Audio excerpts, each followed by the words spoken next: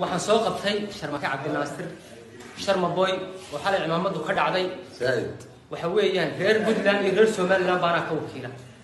waxa weeyaan ninka dhalinyarada ayna uu khaldamaa shimbir waxa la maalin bay dab qaado maalintiina beelay xal Instagram-ku uu ku cusub iyo live-ku galo live-ku waa ka ku waashay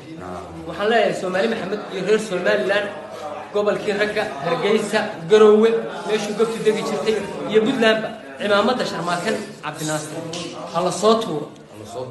tuuro lagu tuuro ciidamada ma dhicin maamuumada iyo xasuuqarka xataa way ka dhaceen waxa wax iimaan dharkii oo dhan ciidamada kacaniyo khaldamay Sharmaka dhacday oo nin maalin xaab istaagan noqday ciidamada ku soo ciidamada xataa haafis iyo qasho iga wada dhacday taas mid soo noqonayso ma ekee haafis iyo qasho Soomaali Maxamed waa arkaysan qofku uu khaldamaa laakiin si qofku ka garaaba waxa weey gobtu way ka garowda